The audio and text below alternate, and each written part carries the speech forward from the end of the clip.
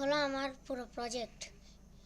21শে ফেব্রুয়ারিতে সবাই যে মানে শহীদ মিনারে ফুল দিতে যায়, এই নিয়ে আমি একটা প্রজেক্ট তৈরি করেছি। এটাতে আমি এই যে একটা মানুষ দিয়েছি, আরও একটা মানুষ দিয়েছি, একটা ফুল দিয়েছি, আর কতগুলো মানুষ দিয়েছি।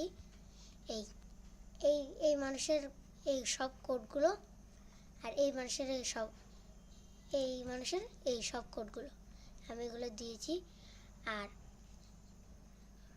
ফুলের মধ্যে আমি কোনো কোড দিইনি, আর এগুলোতে দিইনি, শুধু ব্যাকগ্রাউন্ডে একটা কোড দিয়েছি। ওয়ান ক্লিক, এখানে ক্লিক করলে এই যে এইটা চালু হবে, দেখেন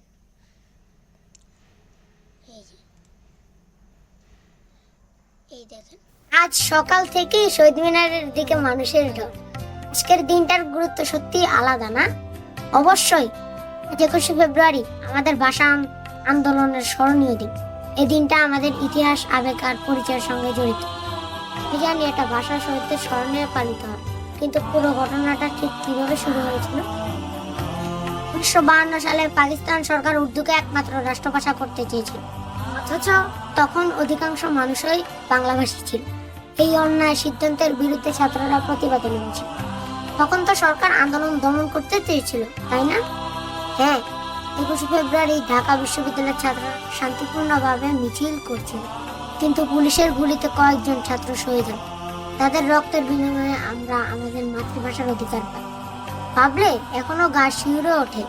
শুধু ভাষার জন্য মানুষ জীবন দিয়েছে, এটা পৃথিবীতে খুবই কম দেখা যায়। একদম ঠিক। তাই তো ইউনেস্কো এই দিনটিকে আন্তর্জাতিক মাতৃভাষা দিবস হিসেবে স্বীকৃতি দিয়েছে। 21শে ফেব্রুয়ারির ঐতিহ্যগুলো কিন্তু খুব সুন্দর, যেমন প্রভাত ফেরি। হ্যাঁ, ভোরবেলা খালি পায়ে শহীদ মিনারে যাওয়া, ফুল দেওয়া, এসবের মধ্যে শ্রদ্ধার ভালোবাসার প্রকাশ।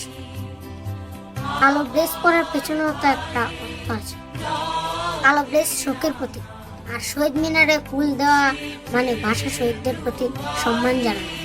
এখন তো স্কুল কলেজে কবিতা পাঠ, আলোচনা সভা, 21এর গান সবই হয়, আর এগুলো নতুন প্রজন্মকে ইতিহাস জানাতে সাহায্য করে, যাতে তারা বুঝতে পারে বাংলা ভাষা এমনি এমনি পাওয়া যায় না।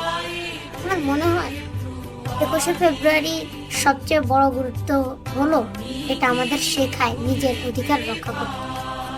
ঠিক বলেছ, 21শে আমাদের শেখায় ঐক্য, আত্মত্যাগ আর ভাষার প্রতি ভালোবাসা। তাই তো বলা হয় 21শে ফেব্রুয়ারি শুধু একটা দিন না, এটা বাঙালির আত্মার অংশ। একদম ঠিক। যতদিন বাংলা ভাষা থাকবে, ততদিন 21শে ফেব্রুয়ারি আমাদের হৃদয়ে বেঁচে থাকবে। এই হচ্ছে আমার পুরো প্রজেক্ট। এখানে আমি 21শে ফেব্রুয়ারি নিয়ে দুইজন মানুষের কথোপকথন দিয়েছি। এখানে আমি ছবি দিয়েছি একটা শহীদ মিনারের। এই পুরো প্রজেক্ট আমার। ধন্যবাদ। Dreamers Academy. Dream, learn, lead.